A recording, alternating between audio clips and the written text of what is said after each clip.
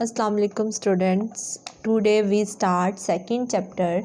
Its name is Mountain, Plateaus and Valley. Now we start next page, which is 27 page. First definition is landform. Landform are the physical feature of the earth. अब जो landform है वो अर्थ का physical feature है, और physical feature ऐसा feature होता है जो हमें प्रोमिनेंट नज़र आ रहा होता है, such as mountains, plateaus, plains, island and desert etcetera. ये सारे ही जो हैं वो लैंडफॉर्म्स हैं।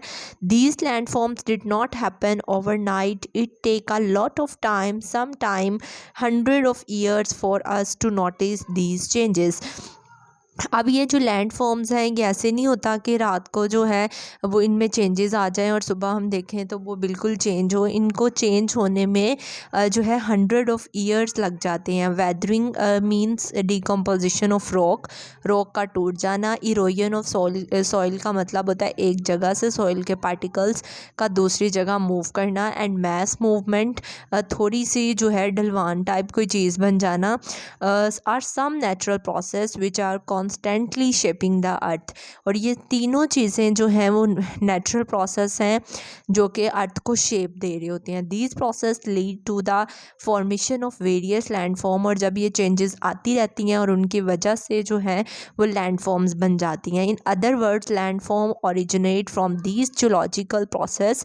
अब अर्थ में जितनी भी चेंजेस आ रही होती हैं उसकी वजह से लैंडफॉर्म बन जाती हैं। Let's understand the process that shape the landform. अब हमने पढ़ना है उन प्रोसेस को जो लैंडफॉर्म को शेप दे रही होती हैं। First of all of the mentioned changes are due to two major forces working opposite to each other। सबसे पहले कि ये जो चेंजेस हैं जो कि लैंड फॉर्म में अकर होती हैं वो दो फोर्सेस की वजह से होती हैं जो कि दोनों आपस में एक दूसरे के ऑपोजिट होती हैं। उनका नेम है internal forces and block mountains.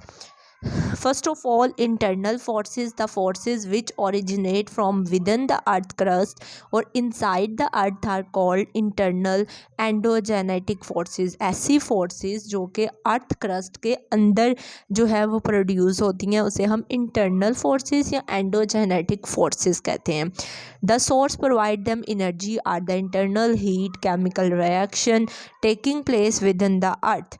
अब ये जो इंटरनल फोर्सेस हैं ये अर्थ को जो है एनर्जी दे रही होती हैं कि इसके अंदर इंटरनल हीट प्रोड्यूस हो जाए, अर्थ के अंदर केमिकल रिएक्शंस हों, and the transfer of rock material on the earth surface by external forces. और जो एक्सटर्नल फोर्सेस की वजह से रॉक का जो मटेरियल है वो ट्रांसफ़र हो रहा होता है।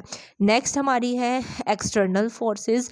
एक्सटर्नल फोर्सेस ऐसी फोर्सेस होती हैं जो अर्थ के ऊपर वाली साइड पे प्रोड्यूस होती हैं, like water, ice and wind are the external forces shaping earth surface by erosion and decomposition of material like soil, rock etcetera. ये इसके एग्जाम्पल है external forces. Now move to the next page which is page 28। Major landforms. Major landforms on the surface of the earth are जो है जो बहुत important landforms हैं जो अर्थ की सरफेस के ऊपर हैं। फर्स्ट वाला है mountain, plains, plateau, valley and desert. First of all हम जो है वो रीड करेंगे माउंटेन्स को। The mountains are the prominent relief feature on the earth. अब जो माउंटेन है वो अर्थ के ऊपर एक प्रोमिनेंट फीचर है जो हमें जो है वो देखने में नज़र आ रहा होता है ड्यू टू हाइट। अब उसकी हाइट की वजह से, वॉल्यूम की वजह से, साइज़ की वजह से, शेप की वजह से और उसके एरिया की वजह से ये एक ऐसा फीचर होता है जो हमें साफ तौर पे नज़र आ रहा होता है। अब इसकी डेफिनेशन स्टार्ट हो गई है। Land mass on the earth surface with rocky uneven slopy and elevated surface which rises at least 900 feet above sea level is known as mountain. Mountain क्या होता है? एक अर्थ सरफेस के ऊपर एक मैस, लैंड मैस होता है जो कि चट्टान की तरह होती है, इक्वल नहीं होती। अनइवन मीन जो इक्वल नहीं होती, स्लोपी ढलवान की तरह होती है और इसकी हाइट बहुत ज़्यादा होती है, 900 फीट सी लेवल से अबव होती है, तो उसे हम माउंटेन्स बोलते हैं। अब माउंटेन्स के एग्जांपल में रॉकीज़ जो हैं जो कि नॉर्थ अमेरिका में है, हिमालयाज़ जो है वो एशिया में है, एंडीज़ साउथ अमेरिका में, एंड एल्प्स जो है वो यूरोप में।